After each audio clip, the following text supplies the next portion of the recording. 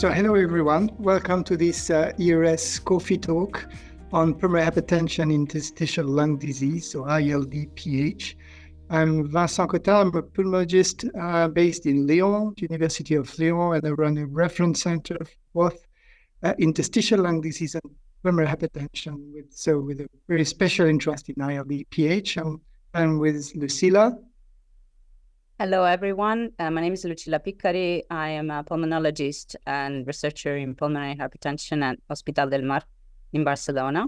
And I'm very pleased to be here with Professor Cottin to be talking about PH in ILD.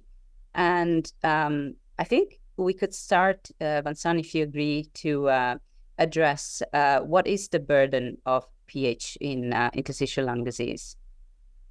Well, unfortunately, the burden is quite high. It depends, of course, how you look at it. But first of all, patients with ILD-PH have a very dismal prognosis. And if you compare that survival to patients with PAH, for example, or with PH in the context of COPD, the mortality is much worse.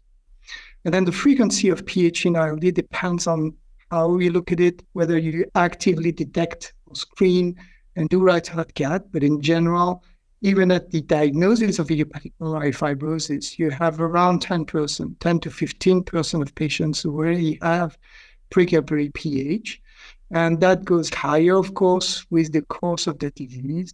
And it's actually higher also in patients with ILD in the context of connective tissue disease.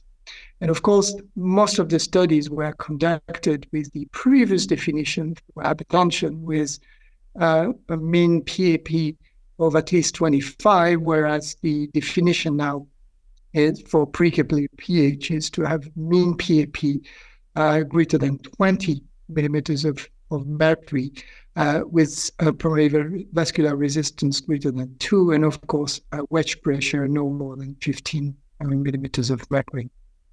So it really is quite a frequent disease. It is a frequent condition, especially when the interstitial lung disease is progressing. But there are different phenotypes, and I'm sure we can come back on that. The first step, I think, is to detect or diagnose pulmonary hypertension. Okay, can you remind us how to conduct that approach? Yes, of course. I mean, patients with interstitial lung disease already suffer from the typical symptoms of shortness of breath and exercise intolerance. So they are already limited in their daily activities. But when these symptoms progress and get worse in the face of a rather stable interstitial lung disease, where the attending pulmonologist doesn't detect that the interstitial lung disease has gone worse, it usually is the time to start thinking that maybe PH might be intervening. So maybe there is worse exercise tolerance, even more hypoxemia. In the context of stable FVC and stable CT scan, we might be thinking that maybe the pulmonary vasculature might be starting to suffer. So that would be, I would say, a first clue in this suspicion. And obviously, if that is the case, this patient should be referred to a PH center that can, properly do the workup and if indicated, consider further tests to diagnose this. But how much can you rely on echo for detecting PH? Because we sometimes hear that maybe the echo is not the perfect tool, and it's even more difficult to apply in COPD. How is it in ILD-PH? In ILD, there are some studies that show that actually echo can both under and overestimate the pressures in the right heart. I think that echo is getting better in time, and there are new techniques that are coming up. These ones are still not scalable. They're still not so widespread that they can be used in clinical practice yet, but research is working for this, of course, because there is not an indication to do a right heart cath in all situations in PH-ILD. So usually the right heart cath is considered useful when there is a management option that can be considered when there is an indication for lung transplant, of course, and also in case there is prognostication or phenotyping issues that need to be addressed. So in that case, RATACATH is definitely indicated. Otherwise, it is it's not suggested to do a RATACATH. And sometimes it is true that when you do an echo in a patient with ILD, you think you know what the situation is, and then you go to RATACATH and you get surprised. So it is true that the echo is an imperfect tool for now, but I think that there is studies and there is hope on the horizon that it can get better at giving us a better idea. So in other words, if I hear you well, there are patients for whom the echo is not very contributive, who may still have a right heart cath because it's important for them to re-say whether or not there is precapillary pH. And on the other hand, there are patients with some sign of hypertension echo in whom you may not do right heart cath, and that's the job of the pH center to decide or to approach whether it is a valuable option with possible consequences of the management. Yes, I would say that in general, it is always a shared decision with the patient. So if there is a management option, definitely it's worthwhile to do RATACATH. And also if the patient really wants to know, maybe they want to organize their life knowing that their prognosis is so much worse. So there are prognostication considerations to be had, and also phenotyping. We want to sometimes know if this pH is really very severe, because the management might change. So there is a drug, which we'll talk about it in a minute, which is indicated in the US for the treatment of PH-ILD. In Europe, there are some drugs that might be indicated. There is, of course, the necessity to treat ILD properly and to provide oxygen if that is needed. And some treatment might be considered if the pH is severe. So sometimes we need to have that information to take a decision about treatment. And so if we have the doubt whether really it's a mild pH or it's a severe pH, then we might decide to go to RATACATH. So if the patient is referred to your pH center and does have precapillary pH, what's the current management, or maybe more in general in Europe? So the current management is right now, if the patient can be enrolled in a clinical study, they will be enrolled in a clinical study. If obviously there is an indication for transplant, that should be prioritized. If there is severe pH, the patient might be put on a trial of phosphodiesterase 5 inhibitors. And if there is the option to have access with an early access program to inhaled treprostinil, regardless of the severity, they might be considered as well as per ERS CSC 2022 guidelines. But obviously this is an individualized choice, and it has to be taken in a pH expert center, because there are many sides to this decision that need to be taken into account. So maybe we need to speak a bit more about that treatment. No? Exactly. Because you've mentioned inhaled treprostinil.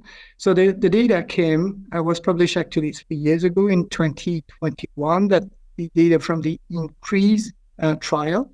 So it's a trial that compared really inhaled treprostinil in 163 patients to placebo in the same number of patients. And these patients all had interstitial lung disease. So they had, for 40% of them, idiopathic interstitial pneumonia, including IPF, about half of them, and all the types of ILD, some chronic HP, occupational lung disease, for example. So it's a various group, all with precapillary pH. And this was the first study to really demonstrate a benefit of a drug in ILD pH. So patients receiving inhaled treprostinil, that was for 16 weeks, had an improvement in 6-minute walk distance, which was the primary endpoint, of 31 meters, as compared to the placebo, who had a slight decrease in the distance. And in the main article, the initial paper, there was also a demonstration of a benefit in NT-proBNP that decreased in treated patients and increased in patients receiving placebo, and also a benefit in time to clinical worsening. And that was followed by an extension phase. So really that was the start of the initial treatment for LVPH. Based on this trial, the drug was approved in the US and it's not approved in Europe, but there is some early access program that some of us may have access to. And I think you want also to comment on what we have learned since that initial publication of this trial, because we have learned a bit more from secondary publication. Yes, indeed. There were a number of post-hoc analyses that were done to sort of refine what were the lessons from this trial and all of the data that was accumulated in the trial. And the first one, I would say, came from a safety data that was included in the trial that looked at FVC to make sure that there was no harm in the ILD side of things. But it was interesting that they actually observed an increase in FVC, which was mainly driven by the increase in idiopathic interstitial pneumonias and mainly in IPF, in idiopathic pulmonary fibrosis. So it was a small increase, but it was still something to look at. And I think there are trials ongoing that are looking specifically at this aspect of an increase in FVC to see whether actually there is an effect of vinyl treprostinil. There is also other post-hoc analysis that looked at, there was an extension, open extension study, of course, that looked at the effects longer term. And what was observed basically was that the patients who were previously on treprostinil maintained the effect, and the patients who were previously on placebo and were switched to treprostinil did get better, but they didn't quite. They almost caught up, but not exactly to the initial cohort that was treated. So that was an interesting study. There have been a number of studies looking at outcomes and seeing how do the composite outcomes compare. So there was a study looking at win ratio that demonstrated that win ratio is a technique where you look at the outcomes in a hierarchical way, where death is the most important outcome, and then transplant and worsening. So they are sort of ranked. And in this study on win ratio, the inhaled treprostinil demonstrated to be more beneficial than placebo. There was also a study looking at long-term survival that used two modeling techniques actually from the oncology field to see how the drug fared if the placebo group continued in time instead of stopping at the open label extension. And with this modeling, it looked like there was a benefit in terms of survival. Obviously, these are all post-hoc analysis, and they have the limitation of post-hoc analysis. The study was not meant to measure those things that the studies are trying to win out. So it's a bit complicated because we don't have that data primarily from the first study. This is kind of secondary evidence that we can consider to a lower level, but that can give some hints as to what it would be. Actually, there have been so many studies that I don't know if I missed some of those. I think I've said most of them, but there has been so many other analyses of this study. It's been really a wealth of data. Yeah, you're right. You're right. It raised a lot of interest, and there were several publications. But maybe we should at least keep in mind what you said: the primary objective, the 6-minute walk distance, the NT-proBNP, time to clinical worsening, and then also second event after the first event of clinical worsening. So I guess these points were taken in the guidelines, no? Because that was a publication 3 years ago. We had an update of the ERS-ESC guidelines 2 years ago, really. What do they say about drug therapy in ILD? So yeah, they included inhaled treprostinil where it's available, and but I think that there are still some aspects or maybe some populations or some aspects that are not quite clear in terms of who should be treated. I don't know if you want to comment on that, like what are still the gray areas or the things that we don't know enough about in terms of treatment. and or future clinical studies that we need to still carry out to really wean out which patients might benefit. What is the phenotype of patients that might benefit? I don't know if you have a comment on that. Yeah, you're right, because the guidelines in general, they recommend that, well, they say that inhaled treprostinil should be maybe considered in patients with PH associated with ILD. So it's a class 2B recommendation, but it's a very general recommendations, and there are subgroups where we still have questions, and one of them, which I have a lot of interest in, is CPFE, so combined pulmonary fibrosis and emphysema, because PH is quite frequent in this condition. Overall, on the long term, it's about half the patients who develop it. In addition, a few patients may have some heart disease, but let's skip for the moment on precapillary PH. When it's present, there is a dismal prognosis, and PH is clearly the main predictor of mortality. So we need to address that. Unfortunately, response to therapy in patients with CPFE PH so far is a bit disappointing. First of all, you may remember the RISE IIP trial. That was a trial of riociguat in patients with PH associated with interstitial pneumonias. The trial was negative, but we suspect that there was even harm from treatment in patients with CPFE PH. And secondly, the INCREASE trial that we've just mentioned on treprostinil, the subgroup analysis, post-hoc subgroup analysis suggests that there might be less benefit, let's say, or no benefit in terms of 6-minute walk distance in those with CPFE PH. However, there might be a benefit in time to disease progression or in second event after the first event of worsening, even in patients with CPFE.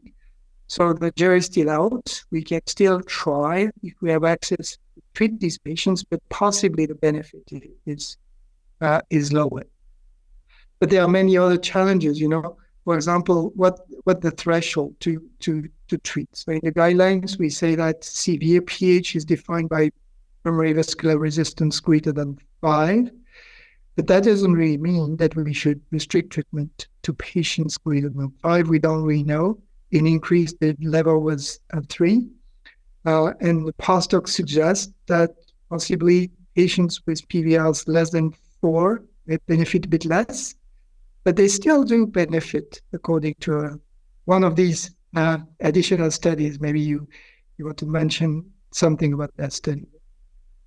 Yeah, indeed. There was a famous forest plot in the INCREASE trial that showed a cutoff of 4 as being clearly a cutoff where patients would benefit from the outcomes of the trial. And the patients between 3 and 4 weren't quite so clearly, but there was a proportion of those patients that actually did well, did better with treprostinil. So I think that what we should really do is probably, as you said, properly phenotype these patients in order to understand which of this proportion of patients are the ones that are going to benefit. I am thinking about the CPFE population because, as you mentioned, the RISE study, there was another post-hoc analysis where they looked at which ones were the patients who did not do well, and the ones with predominant emphysema turned out to be the ones that really did not benefit quite so much. It seemed from that study. That was a smaller cohort of, I believe it was 66 patients in that post-hoc analysis. So it's obviously a reduced cohort, and it's hard to take information from that. And I would like to have your opinion on this, actually, that the patients who have predominant emphysema might do worse. What do you think that the emphysema is the problem here, or do you think that it's an interplay between the different aspects of ILD and emphysema, or the vasculature? What is your take on this? Well, it's difficult to know for sure. In the RISE IIP, we had access to CT in about half the population, like you say, so we should be careful on conclusions. But yes, patients who had more emphysema than ILD, who, by the way, should not have been included in the trial, had definitely less benefit and possibly harmful effect. In the future, for ILD PH studies, we have to make sure that we manage correctly patients with CPFE, either we stratify or we exclude them, we have to decide, but we have to be very careful on phenotyping these patients and whether or not they are included in a specific study. The same is true for, the boundaries between group 1 and group 3. And pH, it's an enormous question that we can just allude to today, but the boundaries are not clear yet. And there are patients in between who have some mild ILD, sometimes mild COPD or emphysema, who don't exactly behave the same as if they had idiopathic pH. And so we have many challenges. Another one is how to interpret the observational retrospective studies we have on the inhibitors of PD5 because they suggest the benefit of these drugs, but these are based on registry and studies mostly and not on a trial. And you mentioned the guidelines earlier. Can you remind us what they say about the PD5 inhibitors? Do you use them in that situation? Yeah, so they recommend considering them if the pH is severe, so definitely not in mild, moderate pH. So we're talking about PVRs over 5. They may be beneficial, but it's a decision that has to be made in a pH expert center. Another thing I wanted to jump on actually on the things that we still need to talk about and we haven't mentioned yet now is what are the outcomes that actually matter to the patients, and what I think we have a lot of work to do there in terms of studies that look at quality of life. There have been quite a few quality of life PH-ILD studies that were mainly focusing on the ILD side of things. So patients who might have had PH, and I'm thinking of the historic trials with vasodilators in the ILD space, which looked at quality of life, and some of them had some signal. But I think that in right heart cath diagnosed PH in ILD, we'll still have to look at quality of life and other PROs, because maybe the patients would like to see other outcomes that are meaningful to them. And I think that we have a lot of work there to work with the patients, to involve them in studies, to see what can we do for them that is important to them. It's definitely important for research. And do you foresee any other important changes in the clinical trials, for example, in terms of design or endpoints, in addition to PROs? Yes, there has been talk about different designs for clinical trials that are more maybe embedded in clinical practice. They're more pragmatic. So the less classical clinical trial where you have the control group and the intervention group, and the patients are very carefully selected, which we know that maybe they might less resemble somehow the general population, the patient that we find in the consult, although also the patients coming to clinical trials, they also are our patients. There has been some movement about, for instance, the concept of randomized embedding multi-platform adaptive trials, which are trials where you can test several interventions at the same time and only have one control group. Ideally, this is embedded into clinical practice so that there is not a big apparatus of the clinical trial. And they don't have so many exclusion criteria that you have to find the perfect patient for the trial. So this is an interesting possibility, and I think it's exciting. Another possibility is to do win ratio studies where the outcome is a composite outcome, but it's hierarchical, like we were saying before. So, and this is something, that we are talking about more and more in the space. And I think definitely involving patient representatives into the design of clinical trials and having their point of view on what should be the outcomes that we include is another thing. So I think it's an exciting time in PH-ILD. And I think that there's a lot of effort into trying to find new ways to diagnose it and new ways to manage it. And so I really look forward to the next studies coming out. Yeah, well, this is for research and for future, but maybe for the audience, we should conclude on something more practical and already present. And I would say maybe my message would be that we need to raise awareness on the importance of pH in patients with ILD, and keep in mind the 3 big steps, and as you know, the 3 big steps will be presented again in the document published after the World Symposium on pH. And as a reminder, in patients with chronic lung disease, you need to suspect pH, then detect, and then diagnose. And suspicion can be based on 4 domains. The clinical domain, for example, your patient is getting worse without the ALD getting worse, then you suspect pH. For the physiological domain, you have some strong decline in DLCO without further decline in restrictive physiology, for example. Then you have the biology, if you have an increase in NT-proBNP. And then, of course, the imaging, if you have dilation of the pulmonary arteries. So these are just examples, but we should keep in mind the possibility of pH. And then if we suspect, we do an echo. We've heard from you the limitations, but also the importance of performing good echocardiography. And then finally, we confine by right heart cath in patients with a suspicion of pH. And this is important because now there are a potential management for these patients with PDE5 inhibitors, and especially inhaled treprostinil. So I think that's maybe too quick conclusion, but I should thank you very much for these very active discussion on ILD PH, and stay tuned for future results. Thank you. Thank you so much, Vincent. It's been a pleasure to be here discussing this topic with you, and I'm so looking forward to new studies and to be able to treat our patients and to give them better outcomes. So thank you very much. Thank you very much, everybody, for listening. Bye-bye.